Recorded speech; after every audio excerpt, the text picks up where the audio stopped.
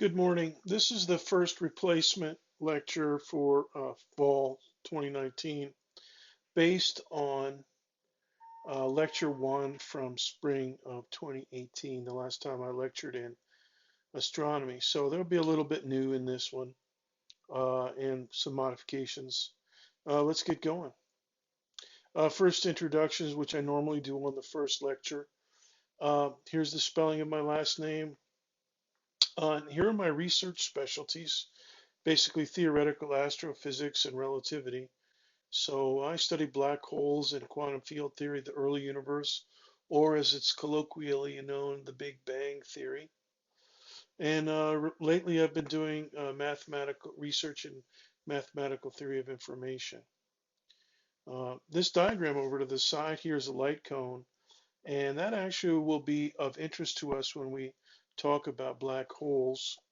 It's just a little decoration here. But when we talk about black holes in the last week of the semester, we'll be talking about light cones. Uh, most of the semesters we have a GTA. We don't have one this semester. So we'll just soldier onward. Now, the first thing that I normally do in a lecture, and we'll try to do a similar experience with the online section, is demonstrations. And what I like to do are two different kinds of demonstrations in the first lecture or sometimes the second lecture of the semester. And to help you see what these students see in a demonstration, we'll go to YouTube.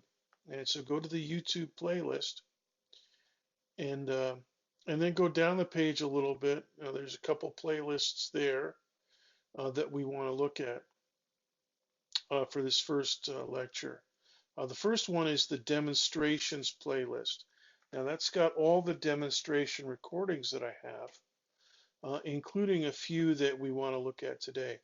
The other playlist is a subset of that called the diffraction playlist. So, um, and they're both, easy to get into. Just click on them, like with YouTube. Now here's what the demonstrations playlist looks like. And the one that we want to start with is the pendulum demonstrations. Now, it just so happens that the top item on the demonstrations playlist is a pendulum demonstration from 2017. So here's so you click on that one. Here's what it looks like when you start it. And what they're doing, or what we are doing, is using a pendulum. It's a Cinci experiment. It's very easy, and we're just measuring the period of this pendulum. How long is each tick tock of the pendulum? And you can see how we do it in lecture. Now, a little bit further down the list, there's some other pendulum demonstrations that you can look at. I think there's 3 or 4 total. So go ahead and look at those as well. Now, when you look at the diffraction playlist, here's what it looks like. And what I suggest to start is to look at number 5, spectrum of hydrogen. Here's what it looks like. And it's very clear. This is actually the first video I ever made here at UCF back in the day. And it's still a good one. And look at this one first, the using a diffraction grating to break up the light of a pure hydrogen source into its component colors, of which there are 4 visible colors. 2 purpley blue colors, a kind of an aqua, almost tealish color, and then a beautiful red line. That's the H alpha line. And so go ahead and look at that in spectrum of hydrogen, and then go ahead and view the other 4 diffraction demos. They're very similar, but they're different, so you might glean a little bit extra information from one of the other videos as well. So go ahead and take a look at both of those. And that's normally what we do. It takes about 20, 30 minutes to do both of those on the first day of lecture. And after we do that, we usually talk about the syllabus. Okay. So let's talk about the syllabus. And you already know this, the textbook is free. It's an OpenStax textbook, which we've used in the past. This semester, we're using it inside web courses, and it works really nicely. Here's a random page from chapter 5. Here's another one from chapter 3. And I'm going to show you what makes the web courses version of this OpenStax textbook more valuable to us. It's called annotation. And the annotations, they look like regular highlights, these yellow strips, just like when you highlight in a book. And I can do the same. Now, some of the highlights are just highlights. I just highlight it for emphasis and I don't have any further comment. But a lot of them, I highlight it and then insert a comment. And this one here, perigee and apogee, yeah, it definitely has, a comment embedded. And so you click on it, and it pops a screen out on the right with my comment, my annotation, and the content of the textbook is off to the left. It's squeezed in a little bit, but it's still all there. And let me blow up the annotation so we can take a look at it.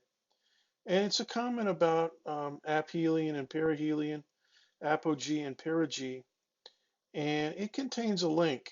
And this link here links out to a website that actually tracks the International Space Station and can tell you at any given time what the apogee and the perigee of the space station orbit is. So it's kind of cool. In other words, when we're talking about these things and I know a good website, then I'm going to link you to it. Now, these annotations, they're actually kind of like me lecturing uh, in text and with links and stuff. So definitely take them into account. And I'll be adding, this one's from July 6th when I was teaching astronomy over the summer. And so I'll be adding more as we go. So there'll be plenty of more annotations as we go through the textbook this semester. And I'll try to make them as helpful as I can. And definitely pay attention to them because it's just think of it as me lecturing, and that'll be and me lecturing. That's the main important thing uh, in as far as information for this class. Okay, so this one's from chapter 3, 4, and just go ahead and start looking through the book, um, and that's embedded inside web courses, and we'll talk more about the book as we go. All right. Next thing I want to talk about is accommodations. UCF is committed to providing reasonable accommodations for all persons with disabilities, and I share the same commitment. Students with disabilities who need accommodations must be registered with Student Accessibility Services, SAS, over in Farrell Commons, room 185. And the phone numbers are there inside our syllabus page. And you have to do that before requesting accommodations from me. Now, students that are registered with SAS that need accommodations must initiate contact through SAS and NITES Access. No accommodations will be provided until the student has used the SAS NITES Access system to request accommodations. Now, if that applies to you, I may already have your notes from uh, SAS. They send an email and a bunch of documents to me, and then I know, okay, this particular student has to have accommodations of some kind, whatever is spelled out. Now, if you haven't done that, get going on it, and you've got to do it. But it's normal, we just, you get the paperwork rolling. Eventually, I'll have the paperwork, and then if you need accommodations on exams and stuff, we'll do it. It works good. We have a good system. But you got to get the homework rolling for that, or the paperwork, I should say. Get the paperwork rolling. Now, at this point, if I was in lecture, I'd ask for questions. But if you have questions about that, if you have questions about accommodations, send me a message in the inbox messaging system because that's considered private. All right. Now let's talk about grades. We've already gone over this. Here's the grades portion of the syllabus page. Let me blow it up a little bit. 250 points total available, regular points. 90% of that is 225 points. So if you get 225 or more, and some of you will, hopefully a bunch of you, you'll have an A. 188 or more, and you'll have a B. 150 or more, that's 60%. You'll have a C for the semester. Half the points, 125 points total for the semester, will get you a D, and below that you have an F. Now, as I've mentioned before, the main indicator or the main factor in students that get D's and F's is messing up on the homework, not doing the homework. And the homework in my classes are usually a pretty good chunk of change in terms of points, roughly equivalent to at least one midterm, sometimes a little bit more. So if you blow it on the homework and you don't get all of the points that you should, and they're easy points to get, then you're going to be hurting, possibly. I mean, you can get if you ace all the exams and don't do any homework, you can get a decent grade. I don't know what that would work out to, but if you don't ace the exams and you don't get a lot of homework points, then maybe you're down there in D and F territory. So make sure you're faithful doing the homework as I assign it, and plus reading and studying and so forth. That goes without saying. All right, let's talk about the exam schedule. Now, in the Getting Started video, I already went over this. It's written in stone. Here it is again, September 19th, October 17th, Thursday, November 14th. They're all Thursdays, and we'll be starting at about 8 o'clock. I always put 8:05, but hopefully I'll get it ready at 8 o'clock sharp. And then the final exam is Saturday, December 7th, and I'll open that at 8:05. And oh, you know what? I think on the Getting Started video, I had it down as the midterm starting at 10:05, but I'll do this. I'll do it at 8:05, and the final I usually do start early at 8:05. So we'll make it that way. We'll just make all the exams starting at 8:05. I can do that. And now the exam is double the size. So and the midterms are 50 points each. So that's usually about 50 multiple choice questions, maybe, like 45 multiple choice, and then two simple calculation questions, one for 2 points and one for 3 points, something like that. Still a total of 50.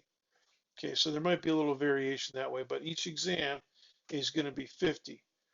And sometimes I add in a bonus question so you can actually get 51 out of 50, but still the regular point basis for each midterm is 50 points, even if you score 51. You score 51, that means you aced it, you crushed it, and you're off the charts. You're over 100%. The final is 100 points, so it's going to be a similar mix, 90 something multiple choice type questions, and then, 2 or 3 calculations that you have to do. And let me remind you that um, the normal, excuse me, I need some coffee, I guess. The normal procedure every semester is with midterms, we're going to keep your best 2 midterm scores and drop the lowest score. And that is also how we accommodate occasional absence for the small fraction of students that actually miss one of the exam dates for whatever reason. All right. And so that's how that works. All right. And we could talk more about exam procedures and whatnot as we go through the semester. Now, if you have a question about exams, how they work, and stuff like that, you can put that in discussions. By the way, do not put anything like SAS accommodations or your personal grades data or your phone number in anything in discussions. If I see your phone number, I'll delete it. All right, we don't want to have that.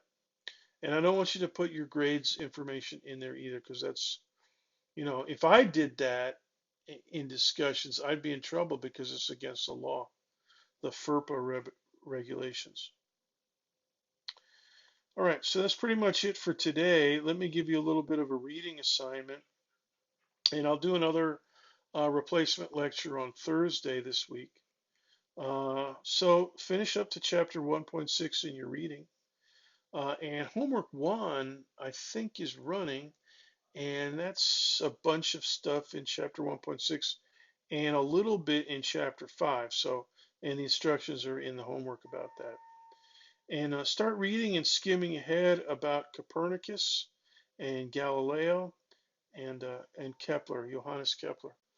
And the chapters are indicated there. So Copernicus and Galileo are in chapter 2.6, but you might want to skim 2.1 up to 2.5 just, for safety and for context. And then Kepler, it dips over to chapter 3.1 or so. And we're going to be talking about these guys, the whole rest of the semester from time to time, especially good old Kepler. So yeah, this is important reading. Anyways, so get that done and do homework 0 course, inside web courses. That's your attendance exam. And I'll see you on Thursday.